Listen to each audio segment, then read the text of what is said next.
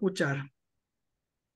Bueno, entonces nos vamos a ubicar en lo que nos quedamos la clase pasada.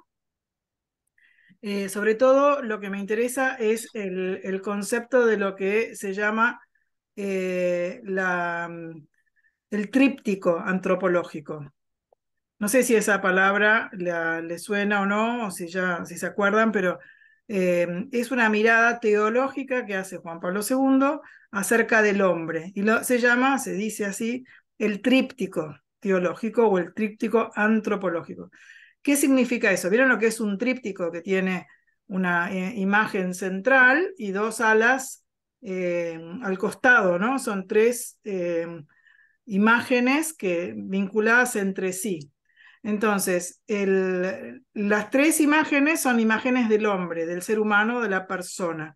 Y esa persona es mirada desde su historia teológica, desde que Dios la creó, como si fuera la imagen de Adán y Eva en el paraíso, que es prehistórica, en el sentido que es una historia teológica anterior a la vida en este mundo, que nosotros somos el hombre histórico, estamos insertos en el tiempo y nacemos ya con la marca, podríamos decir, del pecado original. Pero Juan Pablo II, cuando se pregunta acerca del principio al que hace referencia a Cristo, cuando le dice a los fariseos que al principio no fue así, el tema del divorcio, ¿recuerdan esa escena del Evangelio que le preguntan a Jesús si pueden divorciarse de su mujer? Y que Moisés los autorizó a hacerlo.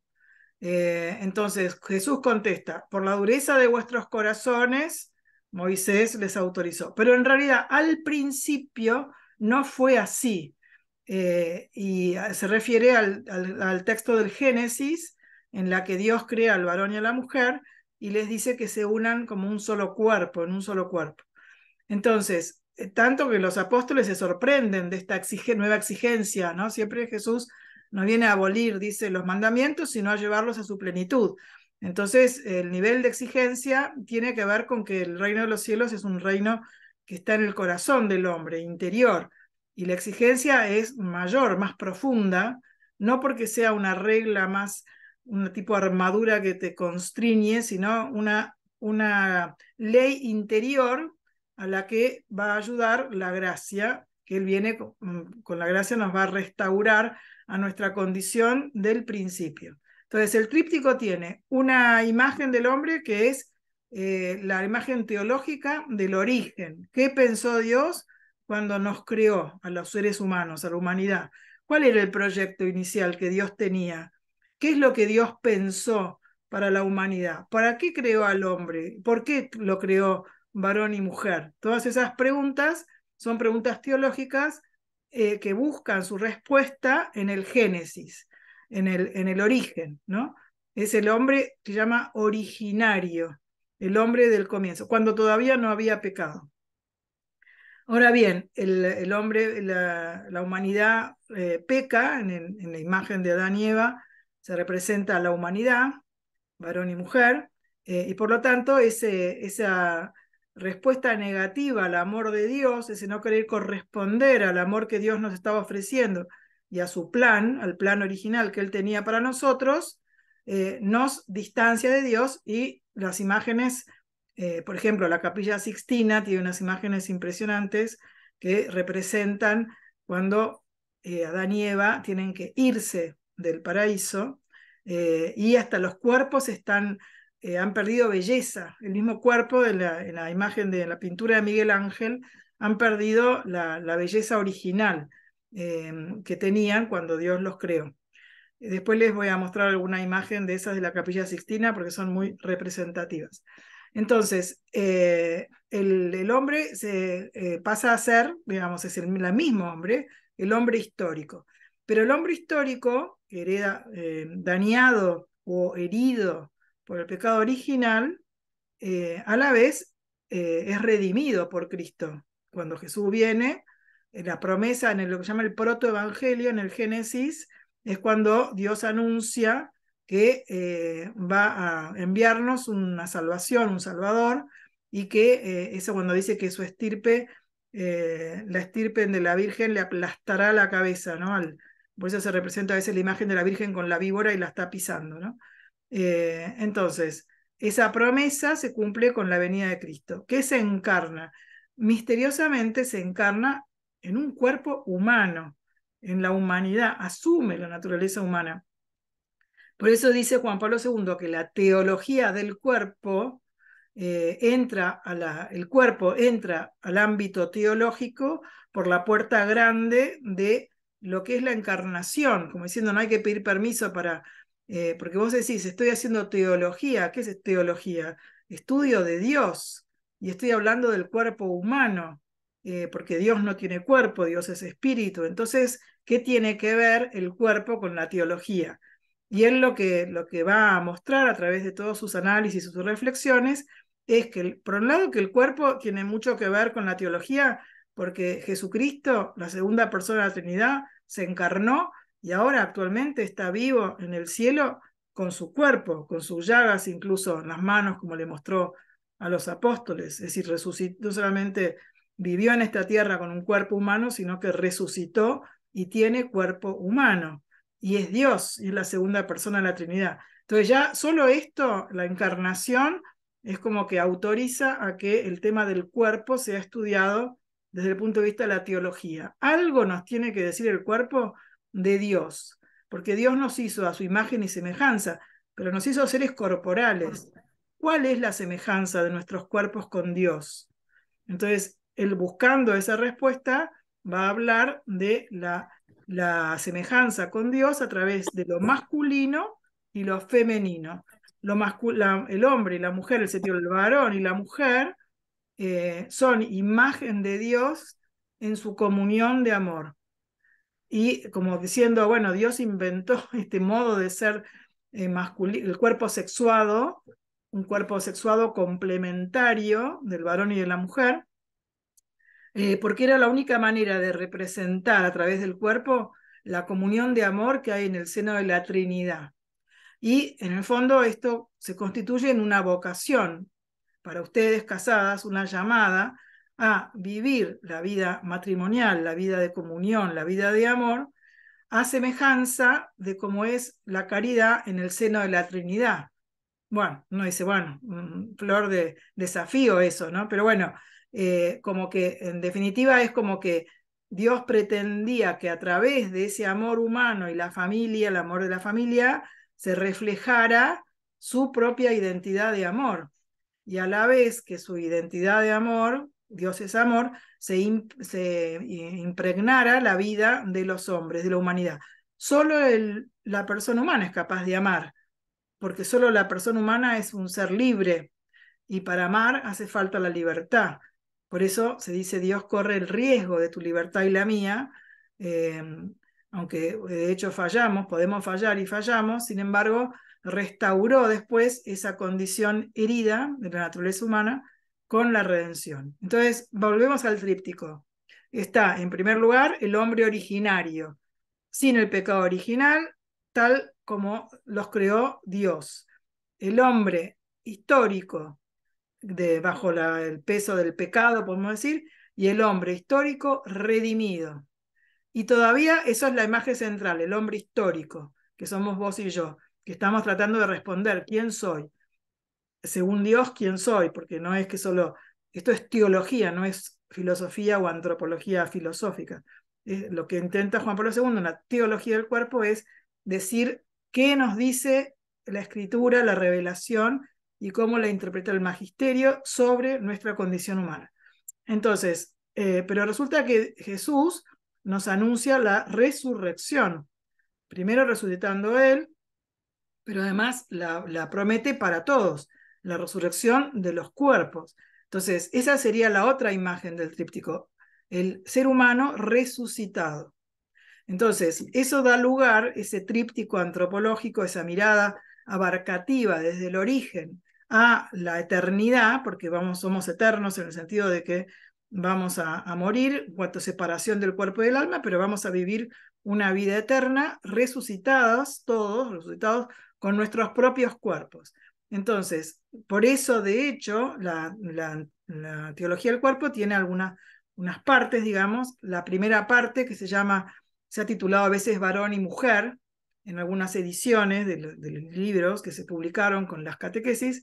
Varón y mujer es todo el origen, el génesis, la creación, cómo es el varón y la mujer, etc. Pero después no solamente se queda con esa imagen, sino el hombre histórico. Entonces, ¿cuáles son las características y qué es lo que pierde el hombre? Culpa, podemos decir, del pecado original. ¿Qué herida le quedó al hombre? Bueno, eso todo es teología, está en el catecismo también, pero en definitiva se centra bastante en lo que es la concupiscencia de la carne, es decir, que es la tendencia a desvincular la sexualidad de la persona espiritual. Esa fractura interior que es empezar a tener la tentación de ver a la otra persona como un objeto de placer o centrarnos en la satisfacción de nuestra propia sensualidad. Eso es consecuencia del pecado original, porque se acuerdan que Adán y Eva se miran sin vergüenza, tan desnudos, eso es lo que la imagen de la desnudez original, pero se ven mutuamente con la mirada de Dios, se ven como personas integradas, íntegra, todo está unido, lo sensible, lo afectivo y lo intelectual, en la persona, el ser personal. No se detiene la mirada en la sexualidad del otro, aunque hay un atractivo para el hombre de lo femenino. Es un poco esa afirmación del amor que Piper le resume diciendo: qué bueno que tú existas. Es la frase que sintetiza para él la afirmación del amor. Qué bueno que existas, ¿no? A veces los enamorados dicen: yo no puedo vivir sin vos, ¿no? El sentido de mi vida está en él, etc. Qué bueno que tú existas. Entonces, el Dios nos dijo, cuando nos creó a la humanidad, al varón y a la mujer, dijo que era muy bueno, no solamente bueno, sino muy bueno.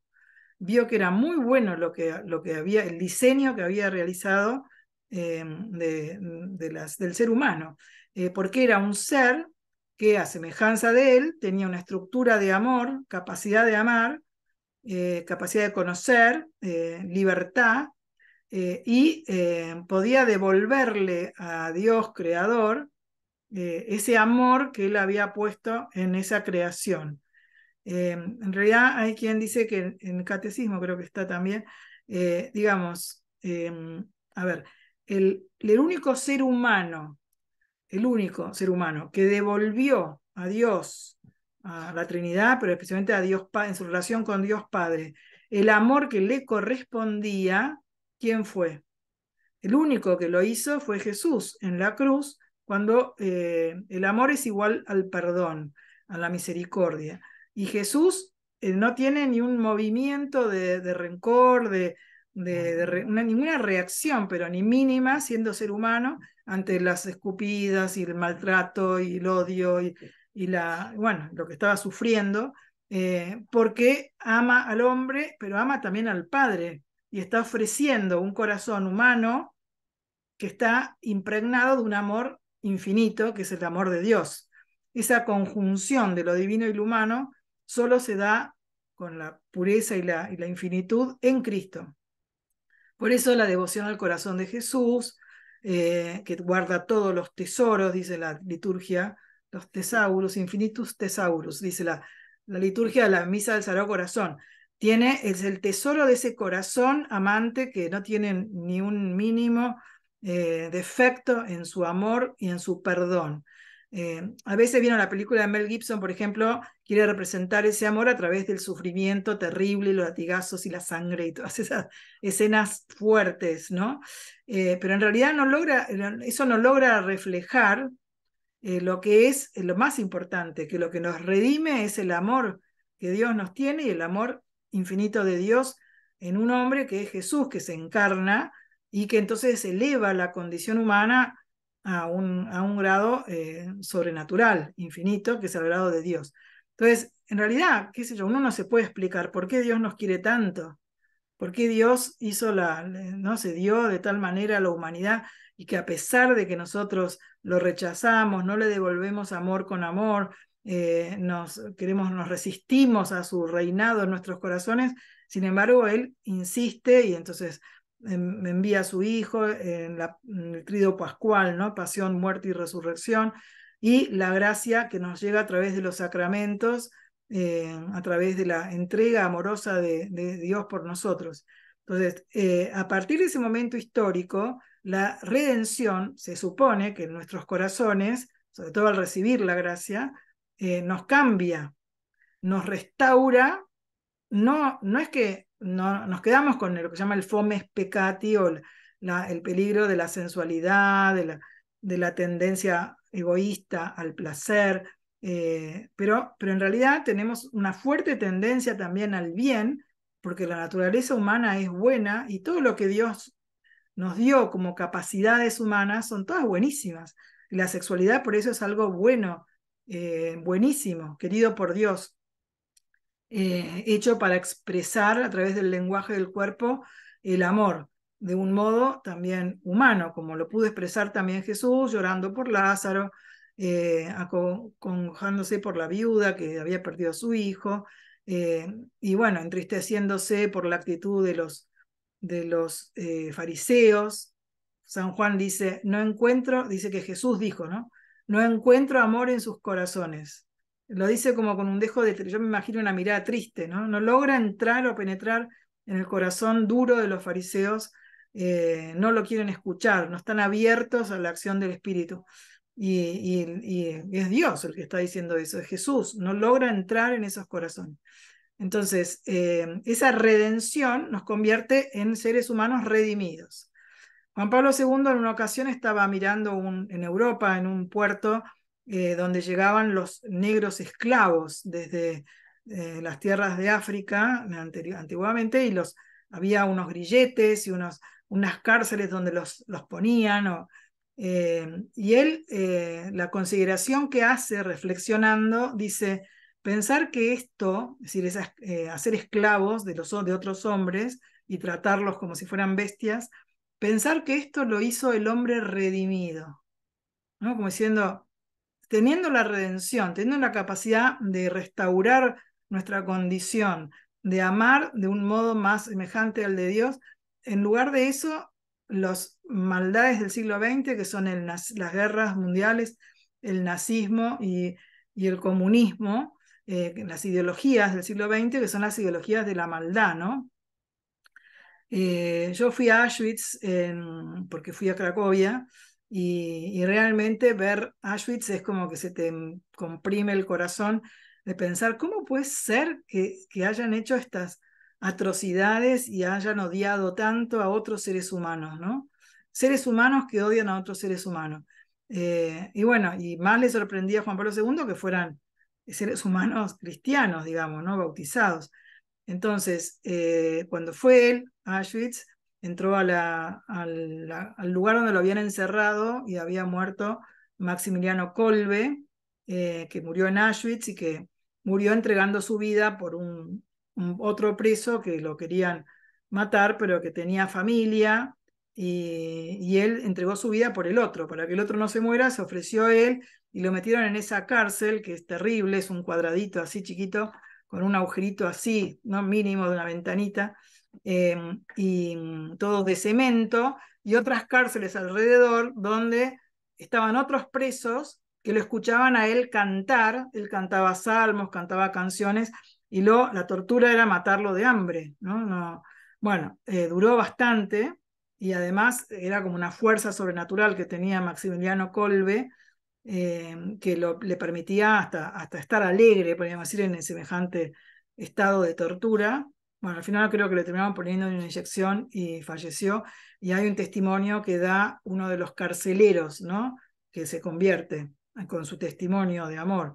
Una cosa impresionante. Entonces, para Juan Pablo II eso significaba que aún en ese clima de horror y de maldad, etcétera, el bien triunfa, dice él, ¿no? Uno dice, bueno, pero que nos costó bastante el bien con todos los millones que mataron, ¿no? Pero bueno, como que aún así la condición humana tiene el recurso para que el amor sea el que vence, ¿no? Que vence al mal. que supera el rencor, que aprende a perdonar. Entonces, el hombre es el hombre prehistórico, teológico del paraíso, el hombre histórico en estado de pecado original, el hombre histórico redimido y finalmente resucitado. Entonces, hay todo un capítulo de la teología del cuerpo que habla de la resurrección, ¿sí? Y se basa es una teología una escatología, se dice, ¿no? De los últimos tiempos, de cómo va a ser, qué es lo que dijo Dios, qué se reveló acerca de ese estado del espíritu en la vida eterna, y cómo va a ser la vida eterna con nuestros cuerpos resucitados. Ahí hay muchísimas preguntas que son un misterio, que no se pueden responder. Entonces, bueno, pero yo voy a estar con mi marido, ustedes las mujeres casadas, ese amor va a permanecer en la eternidad y yo voy a estar unida, porque claro, resulta que Jesús habla de que en la resurrección no se van a casar, ¿no? Porque se acuerdan, el tema de la resurrección se la plantean también los saduceos que no creían en la resurrección y le cuentan la historia de uno que se casó con una mujer, no le dio hijos la mujer, se muere, entonces estaba prescripto que el hermano se casara con la mujer, con la viuda, se casa con la mujer y la mujer no tiene hijos y también se muere el marido y así hasta 7. ¿No? Que es todo simbólico, ¿no? Como el número de la plenitud. Y entonces, ¿cuál va a ser el marido de esta mujer en el cielo? Si ninguno le dio hijos. Porque si uno le hubiera dado hijos, ese quizás sería, según ellos, el marido en el cielo, porque le dio hijos, pero dice, ninguno le dio hijos. Así que, ¿cuál va a ser el marido? En el fondo, como diciendo, qué ridículo que resucitemos, no podemos resucitar. Entonces, Jesús les dijo algo así como, ustedes no entienden nada, en el cielo no se casarán, y un poquito dice la imagen como serán como ángeles. Bueno, entonces sobre eso se hacen distintas explicaciones. Evidentemente, el cuerpo de Jesús resucitado, sí sabemos que atravesaba las paredes, a la vez que comió con los apóstoles para mostrarles que era real. Él le hizo tocar al apóstol que meta el dedo en su mano y en la mano en su costado. Bueno, etcétera, ¿no? Es decir, algo sabemos de cómo era el cuerpo de Jesús y además Jesús dijo que nos iba a preparar un lugar para que ustedes estén conmigo en el paraíso. Entonces, sería ridículo pensar que en el cielo no vamos a tener vínculos de amor con las personas que hemos querido en la tierra. En realidad sí que vamos a tener un vínculo de amor más espiritualizado, porque hay una espiritualización del cuerpo. De hecho, los dones que recibe el cuerpo resucitado no son los propios de esta tierra, es otra etapa de la vida que además es definitiva. Bueno, es interesante todo lo de la resurrección, pero vamos a ver más adelante, para también vivir cara a ese estado que al que vamos a llegar todos, ¿no? Con toda la cuota de misterio que tiene y todo el mundo quiere saber y algunos dicen que han ido para allá y han vuelto y que han visto el túnel y la luz y no sé qué, bueno, pero en realidad sabemos bien poco. Pero bueno, todo lo que se puede sacar de la escritura, Juan Pablo II lo reflexiona, lo analiza y lo explica en otro capítulo que es la resurrección.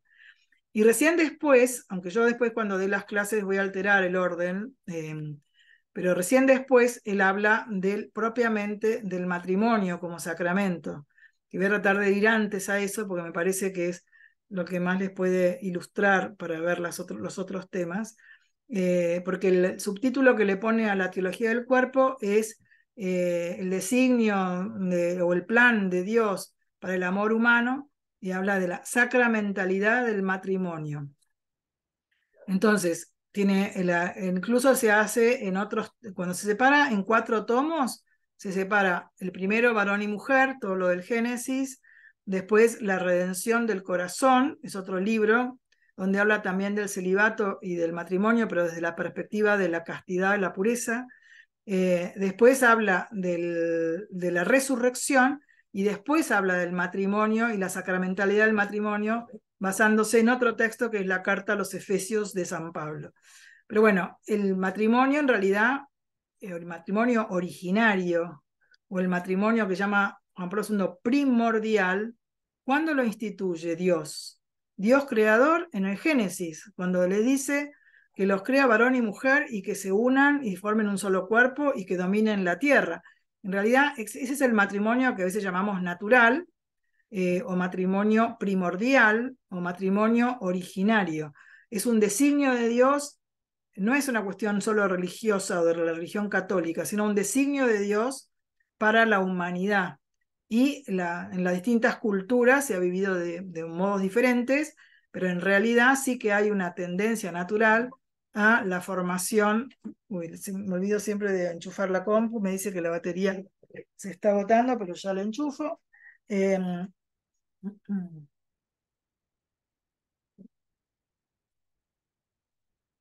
ahí está.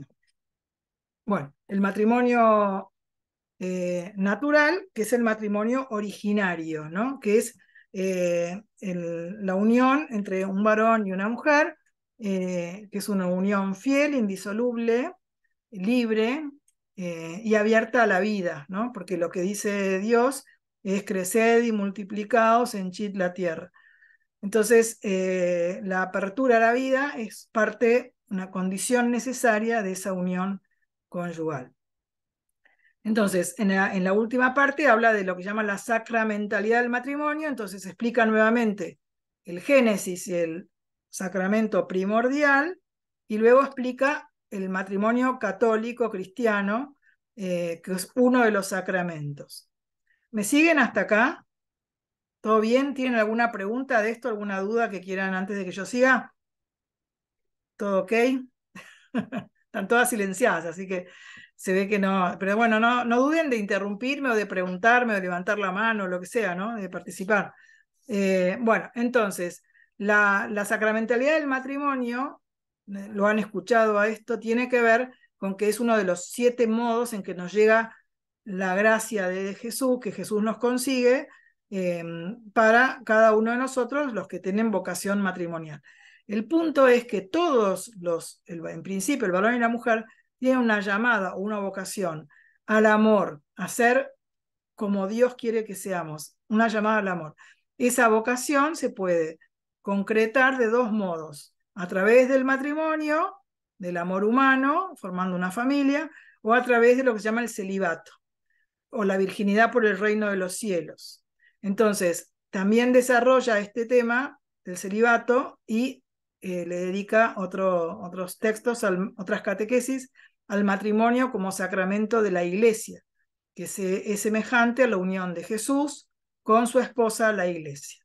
Entonces, en realidad es como que ¿por qué les doy esta visión así como amplia de todo? Porque me parece que ayuda cuando uno va leyendo partes separadas, tener como la mirada que él ya tiene desde el comienzo, cuando empieza con el Génesis, en ese análisis, en esa reflexión profunda, está mirando el tríptico antropológico, está mirando el plan que Dios tuvo al origen, cómo lo restauró a ese plan a través de la redención y cómo lo culmina, cómo va a ser el cielo para aquellos que acepten el plan y el designio que Dios tiene para la humanidad, ¿no?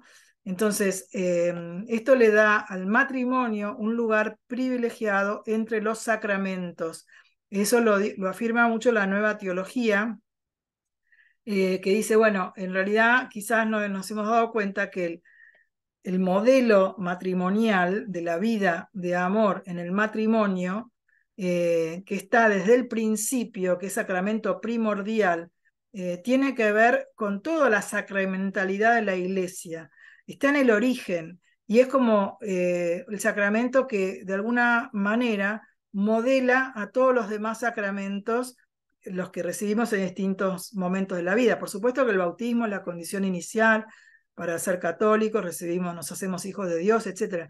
Pero en realidad el matrimonio es el primer sacramento, el primordial, y está en la estructura de todos los sacramentos. Hay un teólogo que se llama Juan José Pérez Soba, que es discípulo de Juan Pablo II, que dice que desgraciadamente en el seminario, dice, yo no hice los planes de estudio, pero le decía a los sacerdotes, ustedes estudian los 7 sacramentos, estudian al final el matrimonio, cuando llegan al matrimonio ya están cansados y no se terminan de enterar de la grandeza de ese sacramento matrimonial y lo que supone como imagen de la comunión de amor de la Santísima Trinidad.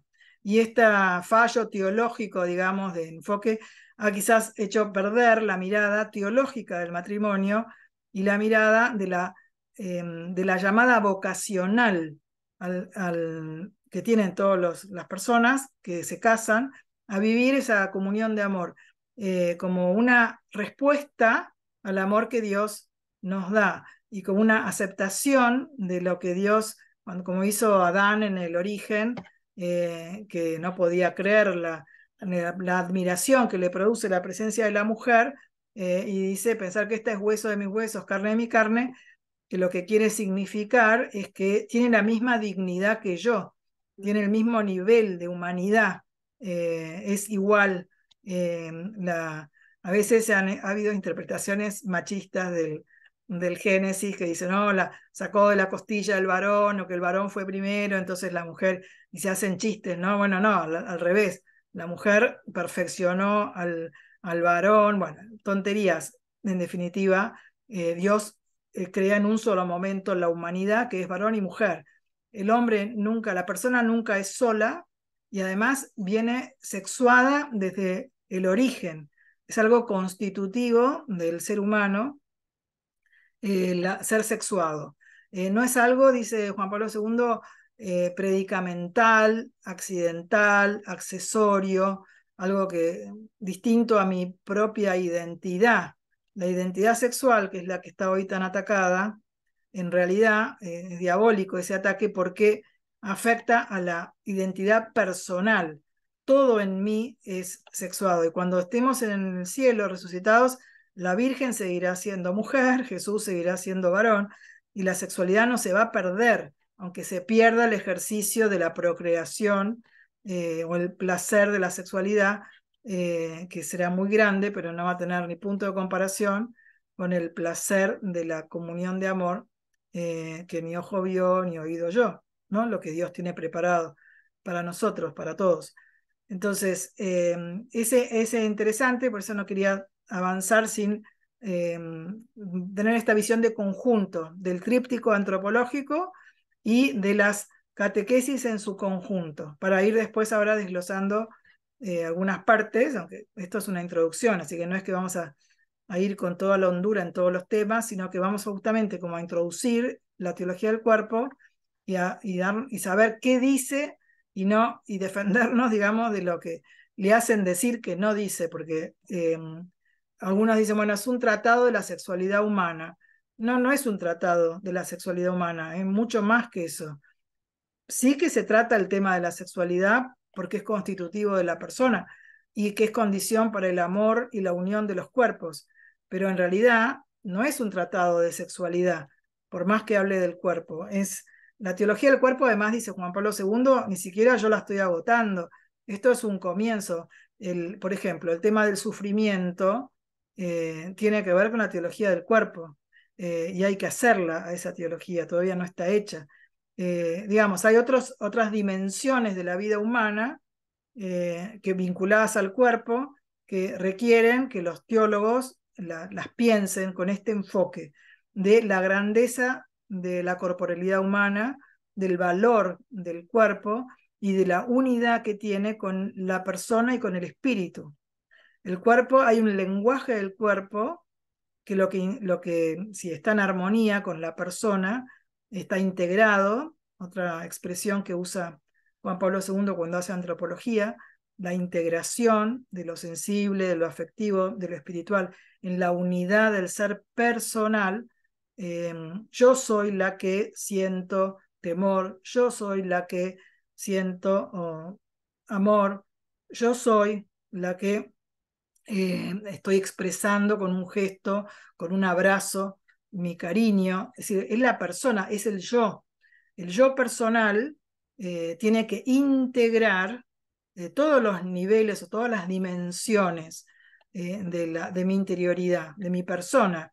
Eso se llama integración, el proceso de integración del ego o del yo humano, que tiene que unir en su acción todos los elementos, ¿no? Como a veces uno puede sentir algo y darse cuenta que no es un buen sentimiento eso que me acompaña. Pero bueno, entonces yo puedo modelar hasta cierto punto mi afectividad, mis emociones, lo puedo trabajar a veces con la ayuda de un terapeuta, si soy muy desquiciado en eso, pero en realidad es parte de la condición humana que armonicemos e integremos lo que el pecado original arruinó, podemos decir, o destruyó, o no destruyó completamente, sino que hirió el pecado original la naturaleza humana. Entonces ya no es tan fácil vivir en armonía entre, uno dice, la cabeza y el corazón, ¿sí?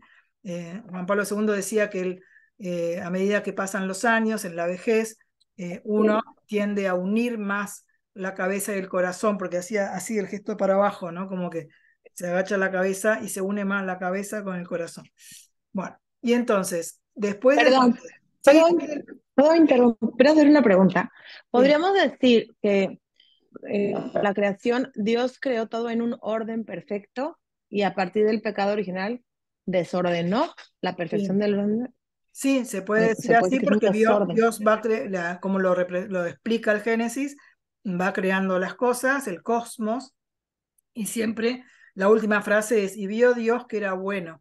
Eso metafísicamente, podemos decir, es que el ser es un bien, el hecho de ser, de existir, Dios está transmitiendo, ¿no?, el ser al cosmos, unos seres que tienen una gradación, ¿no?, más perfectos los animales que los vegetales, pero todo ese cosmos que Dios crea fue diciendo sucesivamente ser bueno, ¿no? Y también con una belleza, la belleza es otro trascendental metafísico, se dice, o del cosmos. El ser, el bien, todo es, uno puede decir, yo soy metafísicamente bella. ¿Eso qué quiere decir? Que por hecho de ser, soy buena y tengo belleza metafísica, podemos decir, ¿no? Bueno, una belleza por el hecho de ser, porque es más ser que no ser. Entonces, él vio Dios que era bueno, pero cuando crea el hombre se detiene y es como si Dios eh, dialogara intratrinitariamente y ya habla en plural. Hagamos, no dice hágase, hagamos. Es como si se lo dijera a la segunda persona y al espíritu que es don y amor. Hagamos al hombre a nuestra imagen y semejanza. Y en Génesis 2 dice, y varón y mujer los creó. Lo que pasa es que un texto más arcaico, que en final está al principio de Génesis, hace todo el relato, que tiene toda una simbología y un desarrollo, eh, que va explicando lo que que explica verdades muy profundas, de un modo simbólico, metafórico, no mítico al estilo de los mitos de los griegos, sino simbólico profundo, digamos. Hay mucho contenido ahí que extraer teológicamente del Génesis. La vez pasada, a ver si lo tengo acá, no les leí. em, Tengo acá mis libros. No, este no es. Em, Les quería leer del tríptico romano. Esperen que lo busco, que tiene que estar acá. Cuando no lo encuentro. Acá está. Este es el tríptico romano, este libro. Eh, a ver, levante la mano la que lo conoce o lo leyó alguna vez o tiene idea de qué es. ¿Lo ven ahí? ¿Sí? Sí. Bueno, este lo escribió Juan Pablo II, se llama Tríptico Romano, y fíjense, la palabra tríptico tiene que ver con ese tríptico del humano del que les estaba hablando, ¿no? Entonces, este es un libro de poesías que escribe Juan Pablo II ya siendo papa, y es uno de los últimos libros de poesías, que lo escribe contemplando la Capilla Sixtina. ¿Le suena o no le suena? Nada, no le suena nada, veo cara de que no. Entonces, pero nos puede servir porque tiene que ver con este tema. Él hace toda una... La poesía de Carlos Wojtyla es una poesía filosófica. Y además, como nosotros la tenemos traducida, no vemos la rima ni nada, nos parece rarísimo. No parece una poesía, es muy profunda e intenta reflejar las verdades profundas teológicas o filosóficas que él quiere decir. Entonces, tiene un título que se llama Pre-Sacramento, en la que habla de la creación, y la alianza, el juicio y la creación. Entonces, esperen que busco lo de la creación. A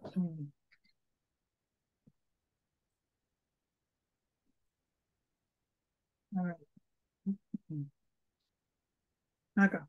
La creación. Esto se llama, el título que le pone a este capítulo, se llama Imagen y Semejanza.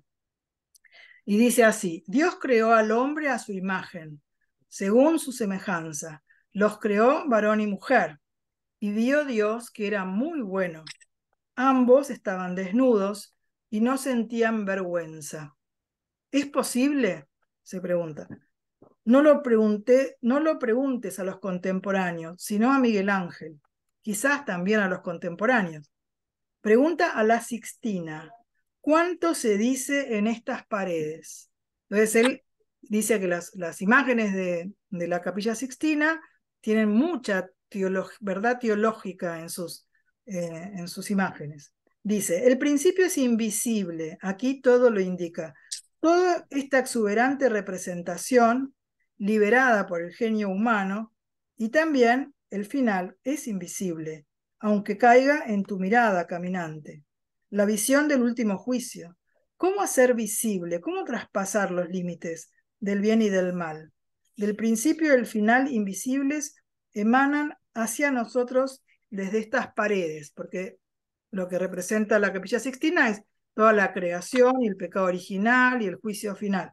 Dice, Él, se refiere a Dios. En Él vivimos, nos movemos y existimos.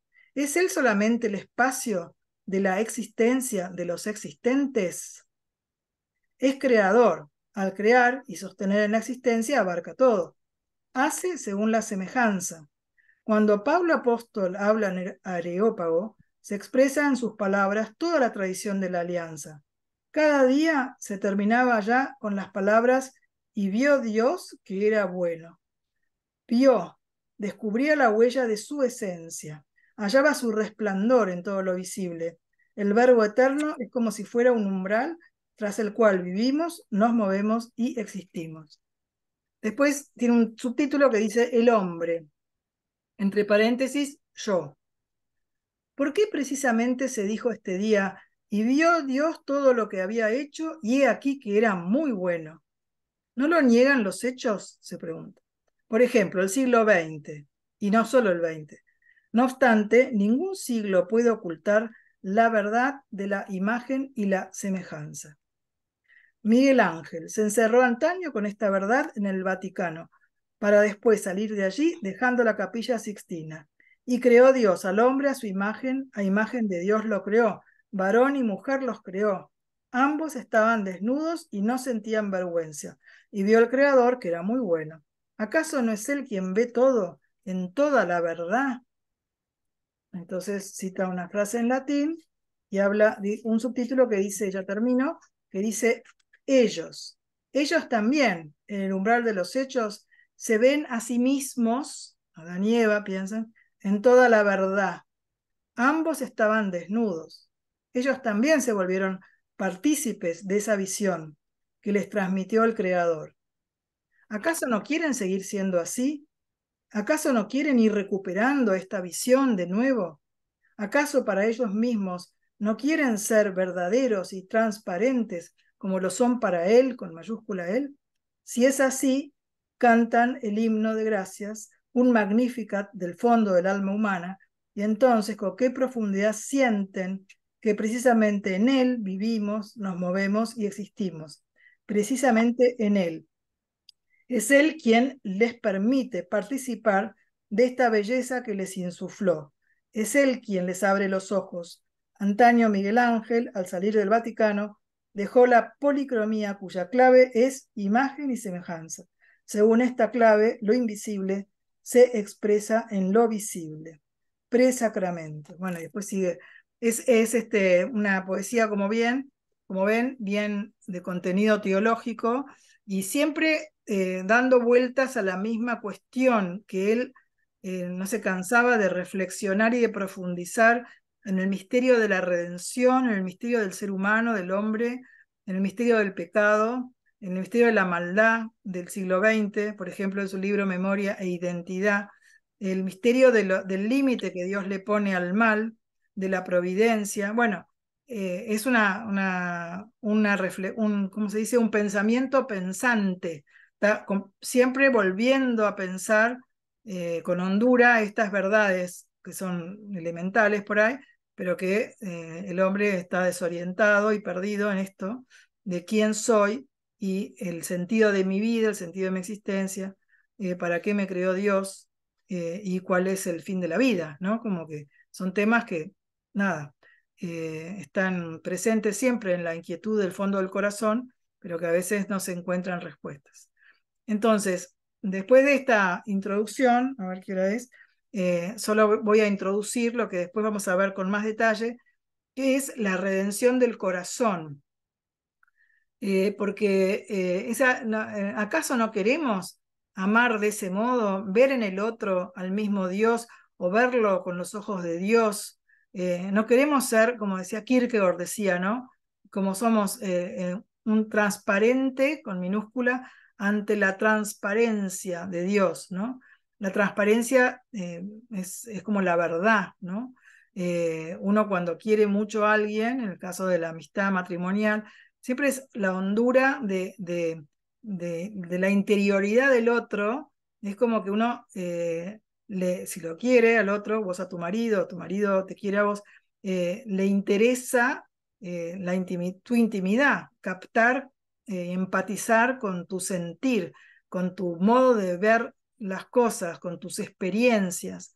Y bueno, de la empatía ya hablaba Edith Stein en el principio del siglo XX, una otra gran filósofa personalista.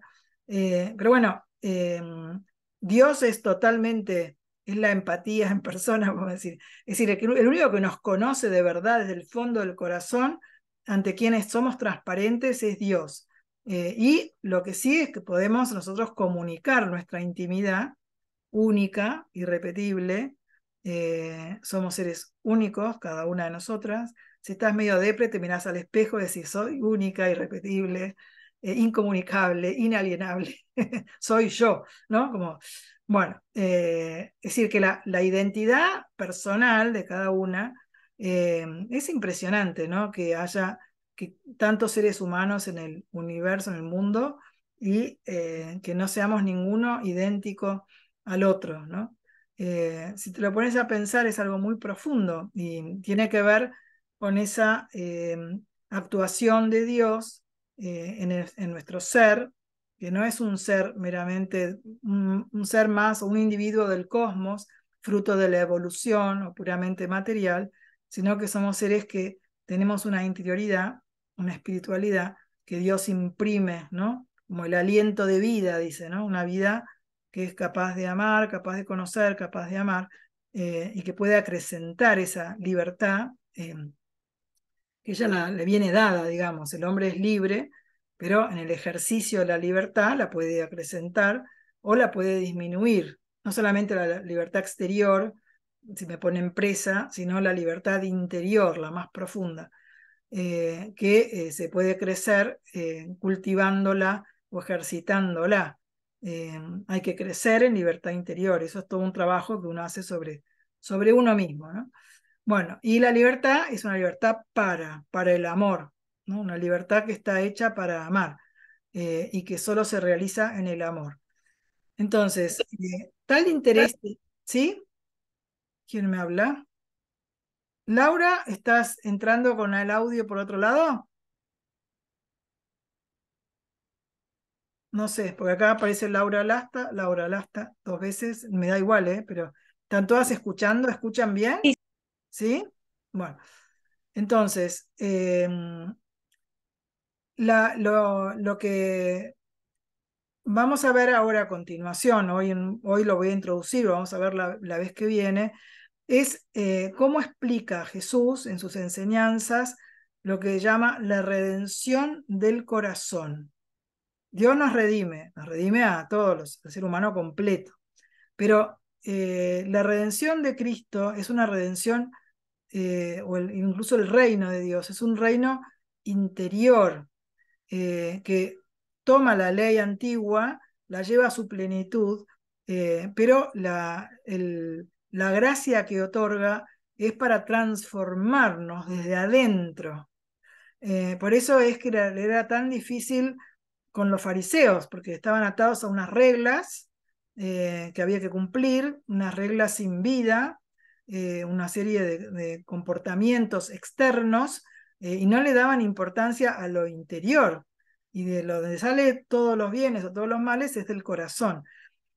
Entonces, ¿a qué texto se remite para explicar esto Juan Pablo II? Se remite al Sermón de la Montaña, las Bienaventuranzas, ¿no?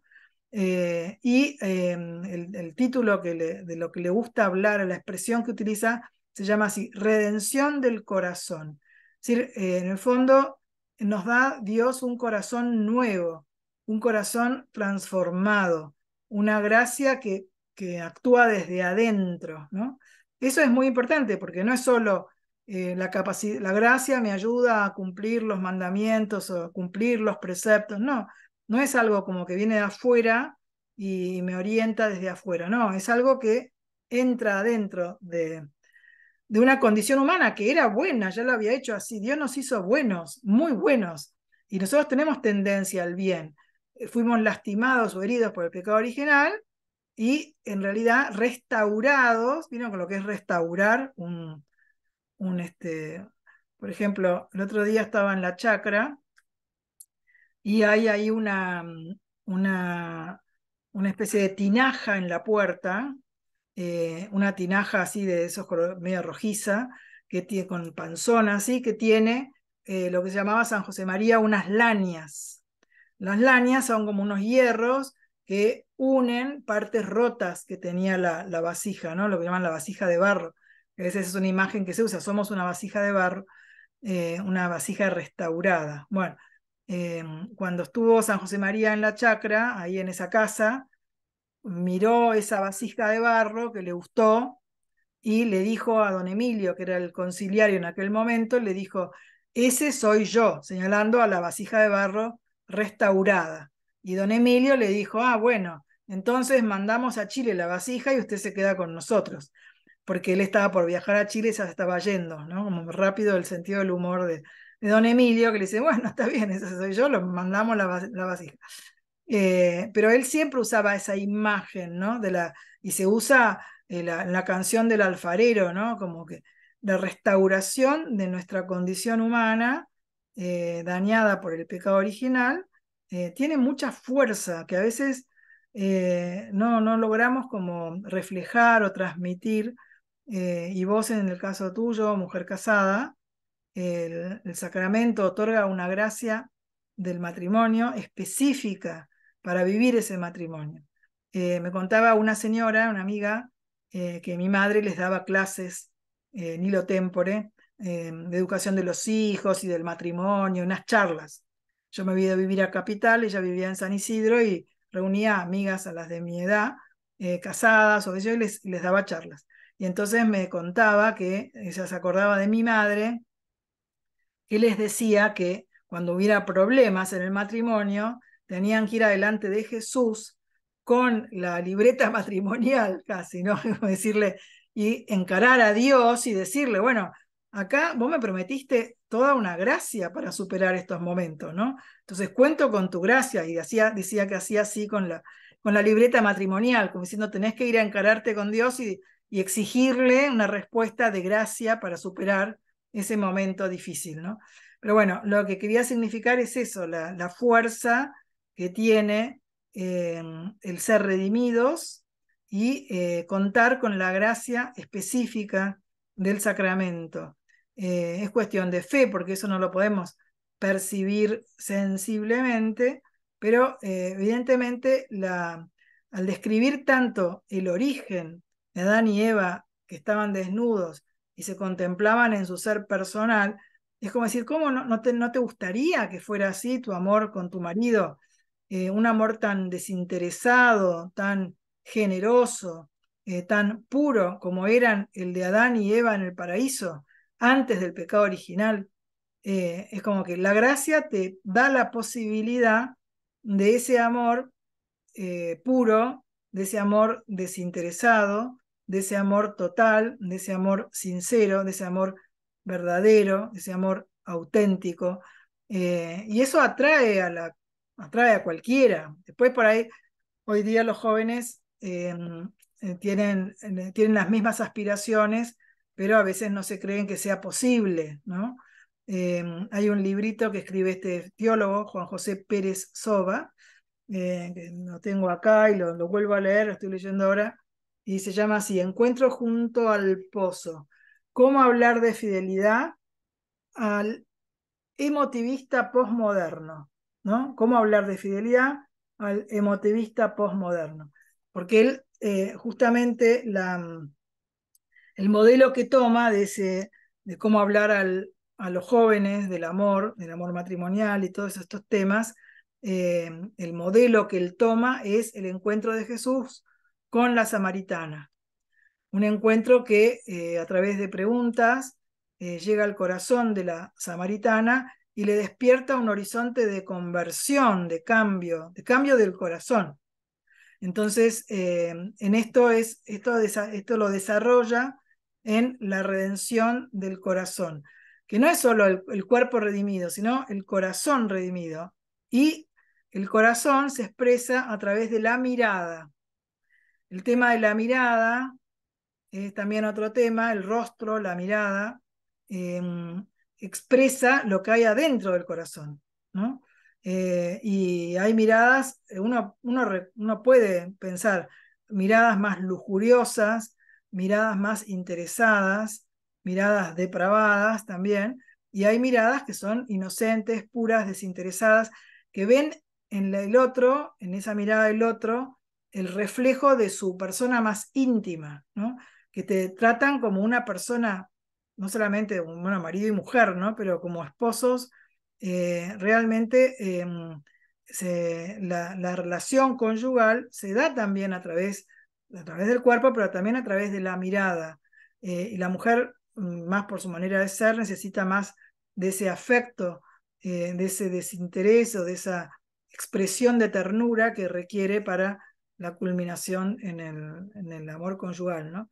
Entonces, todos estos elementos, sin hablar de la sexualidad, él habla más de la sexualidad del varón y la mujer en Amor y Responsabilidad, que tiene un anexo escrito por una psiquiatra, amiga suya, Wanda Poltavska, que todavía vive.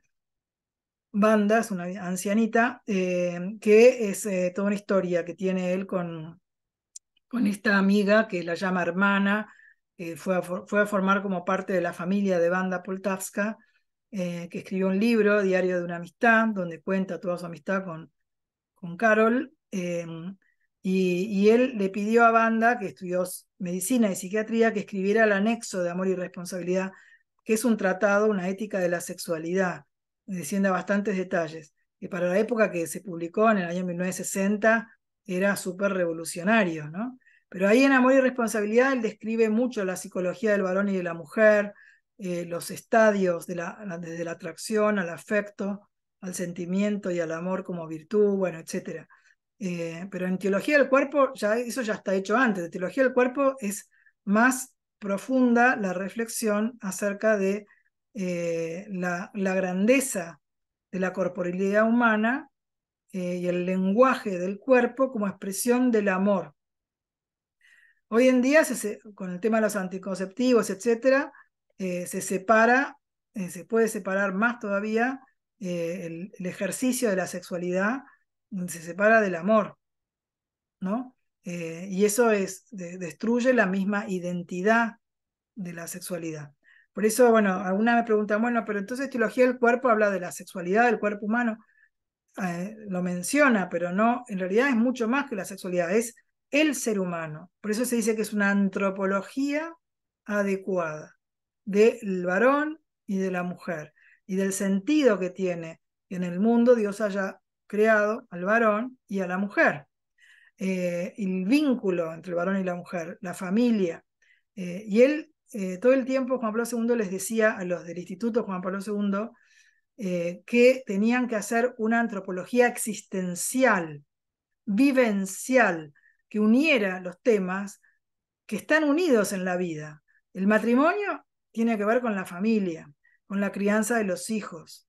El matrimonio tiene que ver con el amor real, existencial de varón y la mujer, con la identidad sexual. Bueno, todos esos temas tienen que estar de alguna manera tratados de una manera unitaria, vinculada, no son aislados en la realidad existencial de las personas.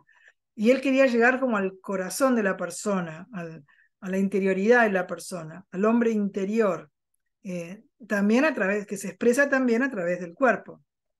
Bueno, a ver, ahora quiero un poco de participación de ustedes, que me cuenten algo. ¿Alguna leyó algo de las catequesis?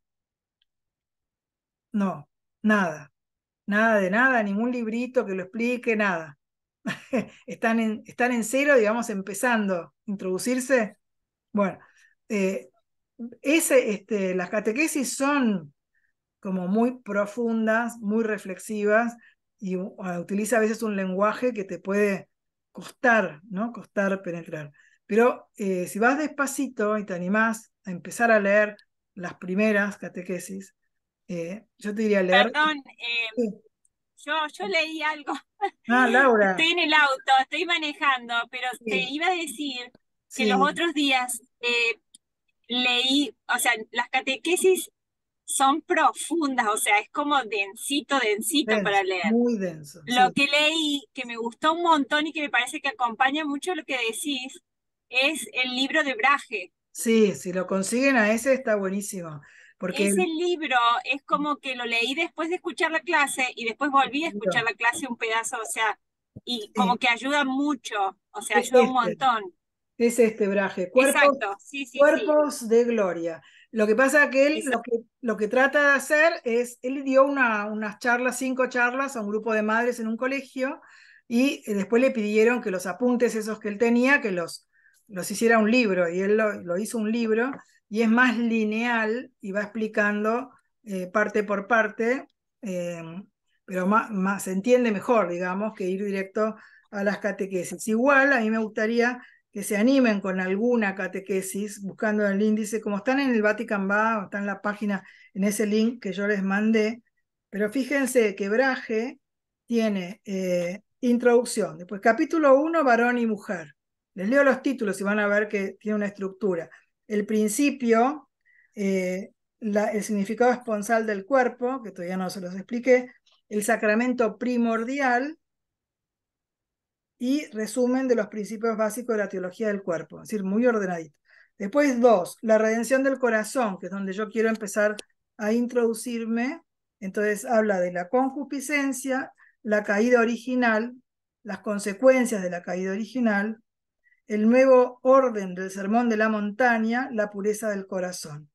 Y ahí en ese contexto entra dignidad del cuerpo y la sexualidad, eros y etos en el corazón humano, templanza, pureza y continencia, cuerpo, pudor y pureza de corazón, verdadera pedagogía del cuerpo, y una aplicación práctica, arte, pornografía y pornovisión. Entonces, esto desde la caída original a todo este tema del nuevo etos, el nuevo orden ético del Sermón de la Montaña que remite al corazón, eso lo vamos a ver con más detenimiento la próxima vez, que es necesario entender bien lo que es la concupiscencia. Voy a empezar como con un cuadrito de antropología. Hoy solo hablé, pero bueno, tengo otro material preparado para mostrarles, que les parece que como esquema les va a facilitar tener en la cabeza cómo es la estructura del ser personal, el nivel sensible, el nivel afectivo, el nivel intelectual, etc. Después el otro capítulo 3, la resurrección de la carne. El capítulo 4, la virginidad y el celibato. Capítulo 5, el matrimonio cristiano. Y capítulo 6, amor y fecundidad, que eso es un comentario a la Humane Vitae. Y termina con la vida espiritual de los esposos. ¿Sí? Esto es todo, él hace poco lo que yo estoy tratando también de transmitirles, por eso Lauri, gracias que decís eso, si lo tienen ese libro o lo pueden fotocopiar, no sé, comprar por Amazon. Acá son tan caros los libros que a veces compramos algunos y otras fotocopian y leen de la fotocopia porque nos sale carísimo por el dólar, ¿no? Los libros editados en España. Pero bueno, pero en definitiva, esa es como la estructura de toda la teología del cuerpo, y como ven, la palabra sexualidad solo aparece dentro de la redención del corazón, cuando habla, y después va a hablar cuando habla de la fecundidad y de las relaciones abiertas a la vida, que es un comentario de lo Humane Vitae. Pero siempre antropológico. Él tenía esta inquietud de decirle al hombre quién es el hombre. El único que lo dice de verdad, es Jesucristo, que revela el hombre al propio hombre y la dignidad o la sublimidad de su vocación. En realidad, la revelación perfecta de la antropología está en las enseñanzas de Jesús. Pero él antes hace una filosofía muy profunda, un libro Persona y Acción, esto es antropológico, y esta teología del cuerpo es una antropología teológica. Él lo llama antropología adecuada. Y lo que hace no toma una parte, sino toma todo, la persona varón, la persona mujer y la relación entre las personas, porque no somos seres aislados, solitarios, sino que a semejanza de Dios somos seres relacionales, seres donales, que estamos hechos para darnos, para amar. Y hoy en día eso se ataca a través del narcisismo y la autorreferencialidad terrible, ¿no? La búsqueda egoísta del propio bienestar es lo que más atenta en contra de esa condición de felicidad, que es darse. El darse es lo único que nos asemeja a Dios, que es puro don. Entonces también toda la lectura de la relación matrimonial o dentro del matrimonio tiene que ver con esta mirada del amor como don y de la donación mutua del varón y de la mujer. Eso es lo que llama él los cuerpos esponsales. Y tiene toda hay una profundidad de visión, de mirada, de lo que es la esponsalidad, que todos tenemos cuerpos esponsales. Yo no me casé, pero tengo cuerpo esponsal también, porque es cuerpo de varón y de mujer, son distintos cuerpos que expresan esa capacidad de la donación. Esponsal quiere decir donal, con capacidad, con necesidad de vínculos y con capacidad de don. Bueno, les veo ya caras de cansadas, ¿eh? Yo sé que es mucho contenido, ¿no? Pero bueno, ustedes díganme si voy demasiado rápido o si hay cosas que quedan mucho en el tintero, me dicen. A ver, Pilar, que vos siempre intervenís, decime algo. Sí, no, yo sí, yo te quería dar un poquito de feedback ahora porque por ahí como estamos todas mudas, por ahí crees que no estamos enganchadas, pero no, me parece que sí estamos enganchadas, por lo menos yo de mi parte creo que sí, por lo que veo las demás también. Sí, No, yo me parece que venís bien, sos re clara para hablar y todo. bueno, Me parece que sí. no te interrumpimos, me parece, porque está siendo Sí, muy sí, claro. y están tomando nota. Y esta vez Sí. no usé el pago y todo eso porque no quería retomar el tema de la vez pasada que usamos, ¿se acuerdan? Un PowerPoint. No sé si se los mandé o no al final. ¿Se los mandé? No lo mandaste. Bueno, se los puedo mandar Bueno, para que en el video aparece, yo vi que Sí, pero no lo mandó bueno, ahí después aparte. aparece. lo puedo mandar en el WhatsApp igual, Sí, a sí, través de mandaron el WhatsApp. WhatsApp Se los mejor. puedo mandar porque Gracias. es un material que les queda a ustedes y que después de repente pueden volverlo a mirar y te estructura un poquito el Power. Lo que hace es, más que nada, es eso, estructurar, ordenar, vincular. Pero en realidad, si se animan a leer, me voy a fijar yo bien cuál catequesis y les voy a decir qué número de catequesis, están numeradas, ¿vieron? Que son 130. Sí, mejor decinos, pues yo la Les verdad que doy- me quedo con lo que vos decís. Por ahora no me da, no yo tengo les, tiempo ni les nada, digo pero alguna, sí. alguna Vos me lo, catequesis. vos no lo das digerido, que está bueno. Sí, sí, está bueno. Después vos te vas a la lectura. Por ejemplo, Ajá. hay unos matrimonios acá que diseñaron lo que ellos llaman la comunidad de vida de teología del cuerpo. Entonces son matrimonios que se juntan después de haber leído, por ejemplo, 4 catequesis y se juntan los matrimonios y las estudian, las comentan, las aplican a la vida, etc. Entonces han hecho un Google Drive donde meten material y orientaciones, alguna clase que da un profesor. Bueno, está surgiendo también ese proyecto de amor conyugal. Ellos leen una catequesis por mes y se juntan los matrimonios y comentan esa catequesis y tratan de aplicarla a la vida, y rezan ante el Santísimo juntos, sobre los temas de ellos vinculados a esa catequesis. Digamos, van surgiendo como muchos grupos de estudio y de lectura. Otros ven los videos de Christopher West, que son más así livianos, por decirlo de alguna manera, divertidos, de divulgación, y así. Yo he visto algunas, en Instagram está ahora Evan Lemoine, que es el de México, que tiene el Instituto Amar al Máximo. Yo a Evan la única, tiene buena formación y buena doctrina, pero está muy centrado en el tema de amar al máximo la relación sexual conyugal. Muchos temas que toca, entonces ya no son teología del cuerpo, sino que son Claro. modos de vivir, modos cristianos de vivir la sexualidad. Está bien, A pero mí, está centrado en eso. a ¿Sí? a mí me ayudó un poco bajar e imprimir el manual de la teoría del cuerpo del alumno que tienes tú en tu site. Sí, sí, Y eso, porque va más o menos en la línea de la que vas hablando sí. y ayuda a tenerlo a la mano. Sí, eso lo pueden ver en el link que les mandé del Drive, y eso lo escribimos con el padre Pablo Monescazón, el padre Manuel Delía, que fue el material que preparamos para las convivencias de los supernumerarios, que era el manual del alumno de la teología del cuerpo.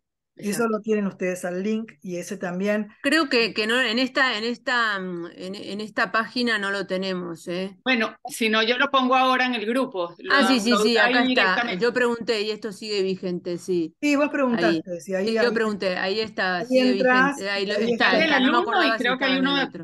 de hay uno del profesor. profesor, pero bueno, el del Exacto, pero alumno. yo bajé el del alumno. Sí, sí, no, y el del alumno está bien, porque además fue prueba y error, empezamos a escribir, yo me acuerdo que escribí una introducción para el manual del profesor que era súper árida y muy filosófica, y ya después me di cuenta que no, y lo cambié, pero quedó alguna versión con la antigua introducción. eh, pero bueno, es un buen material, y algunos Lo capítulos vuelvo a poner ahí. sí los escribió este padre Pablo Monescazón. Pero bueno, son todas lecturas que ayudan a ir penetrando, y después, lo que pasa es que después vas a la catequesis, yo que las he leído varias veces o algunas más, y vuelvo a descubrir algunas cosas que me impresionan, ¿no? Como que son muy profundas. Entonces, así hasta que captás el núcleo de esa hondura, tardás. Después uno lo simplifica y pum, dice así. Pero él va haciendo toda una reflexión muy profunda de esa condición humana, de la capacidad de darse. Y cuando Juan Pablo II participa en el Concilio Vaticano II, que era un joven obispo de Polonia, no lo dejaron salir a Wyszynski, de Polonia, y él sí pudo salir, que era un obispo más joven, y trabajó en lo que llamaba el esquema 13, que es el documento de Gaudium et Spes, el esquema del Gaudium et Spes, y él ahí lo hace él, un tratado de una introducción a la antropología, de los números, los primeros números hasta el número 24, hace como un tratado antropológico, habla de la libertad, de la dignidad, de la conciencia, de la persona, con conceptos cristianos, una antropología cristiana. Ahí ya metió esa antropología, por decir, en el Concilio Vaticano II. Y después, cuando Pablo VI había sacado la Humane Vitae, entonces él llega a ser papa, y su preocupación era darle fundamento antropológico a la Humane Vitae, que había sido tan mal recibida, que se había centrado toda la lectura de la Humane Vitae diciendo, bueno, la Iglesia no aprueba los anticonceptivos, pero él estaba empeñado en que se explicara bien el fundamento antropológico de la verdad, de la unión del varón y la mujer, etc. Es decir, todo su trabajo magisterial está vinculado a la antropología de alguna manera. Su primer documento, Cristo Redentor del Hombre, habla del ser humano, de la antropología. Lo que pasa que tal como Cristo nos la enseña. Y así los documentos sociales también son el servicio a la persona. En el centro de la sociedad está la persona, el valor de la persona. Así que por un lado o por otro siempre está rondando a estas cuestiones antropológicas. Filosóficamente, cuando estaba en Polonia, y después ya con la teología del cuerpo, que como que culmina su trabajo, digamos, ¿no? De desarrollo de una visión completa de la condición humana. ¿Sí? Bueno, les veo cara de cansadas. ¿Qué hora es? Vamos a dejar acá, ¿no? Bueno, y la próxima entonces vemos lo de que estoy ansiosa por lo de la redención del corazón. Estás ansiosa vos. Estoy ansiosa, Sí, estoy sí, sí, ansiosa. sí, Veo que Susana quería decir algo, quería preguntar algo. sí. Una A pregunta, ver, Susi, pero no se oye. Susi, estás mute. Susi, acá. ah, Susi. No, no, ah, ya está, ya está. ¿Ya sí, está? no, tenía una pregunta porque hablas de que el matrimonio, pero no sé si sea el momento para la próxima Sí, sí, vez. pero déjalo. El matrimonio está en la estructura de todos los sacramentos Sí. y esa parte no, Sí, no entendés por qué ni nada. Sí, no lo expliqué. En realidad, sí, no lo pero puede expliqué, ser para otro pero momento. y además no es algo cuando veamos el matrimonio en concreto, vamos a profundizar en eso. Pero mm, tiene que ver con la semejanza que hay en la unión matrimonial con el amor intratrinitario y con la condición dual de la persona, que no somos seres aislados solos, sino que tenemos una llamada profunda interior a la donación. Y eso se da con plenitud en el matrimonio. Y cada sacramento es un sacramento donal, es una entrega de Dios a nosotros que nos da un don. Todo el tema del don también es otra cuestión que Juan Pablo II la piensa y la repiensa, la vuelve a pensar, y de hecho, ya siendo papa, escribe un tratadito buenísimo sobre el don. Cómo nosotros somos un don de Dios, vos sos un don de Dios, yo soy un don de Dios, cada uno, y además somos un don para los demás, y los demás son un don para mí. Y como todas las personas con las que uno se vincula en la vida, son un don que Dios pone en nuestra vida con una finalidad de donación, digamos. Entonces hace todo un análisis re profundo, que eso en el matrimonio es como ejemplar. En ese sentido, y todos los sacramentos tienen una estructura de donación. Nos da el Espíritu Santo, nos da el agua del bautismo, la condición de hijos de Dios, nos da el sacramento, cada sacramento es una donación. Bueno, todo esto es lo que él, lo estoy arruinando porque estoy diciendo así, todo mezcladito, pero bueno, por ahí va su hondura, ¿no? La hondura de lo que es el matrimonio vivido como donación. Y el tema de la libertad también. La libertad es una libertad compartida. Eso es tan importante ahora que acá estamos en Argentina con el Milei, con toda nada, la libertad avanza, dale con la libertad. Y hay una concepción de la libertad que no es cristiana, que es la libertad del individuo como derecho individual. No somos individuos, somos personas. Y la persona es persona vulnerable y vinculada. No somos seres aislados. Los derechos individuales no son derechos y cada persona tiene sus derechos, pero no se puede aislar del conjunto de la sociedad. Si vos lo oponés a la libertad, a la del otro, como si fuera limitante, no estás entendiendo en profundidad la hondura de la persona, que es hija siempre, puede ser madre o puede ser padre, es la condición vinculante del ser humano y vulnerable, porque tenemos el pecado original. Y todas las filosofías, bueno, de John Stuart Mill y de toda la ciudadanía, de la democracia, a veces tienen en su base una concepción pobre de lo que es la libertad. Eso es toda otra cuestión también que él desarrolla. Y lo decís que eso está presente en los libertarios, digamos, Y sí, desgraciadamente Mm. sí, él son digamos, más allá de la política, esto más yo voy a lo profundo de la Sí, concepción. yo también, no el caso concreto de Milei, pero Sí, sí, sí, cuando la libertad se entiende con un absoluto que está por encima de todo, se yerra, porque la libertad es una mía y tuya, y de cada una es una libertad condicionada, limitada, participada, que la tengo que ejercitar en una vida vulnerable, por eso Dios corre el riesgo de nuestra libertad, y la tengo que llevar a una plenitud, pero no es un absoluto al estilo de la estatua de la libertad, ¿no? Como toda una potencia. Es verdad que en unas condiciones que se vivió la esclavitud, el estatismo, etcétera, uno tiende a valorar la grandeza de la libertad humana, que es lo más grande que tenemos. Pero no podemos olvidar que somos seres vinculados. Se decía antes seres sociales, ¿no? La palabra sociales a veces no refleja la hondura del vínculo.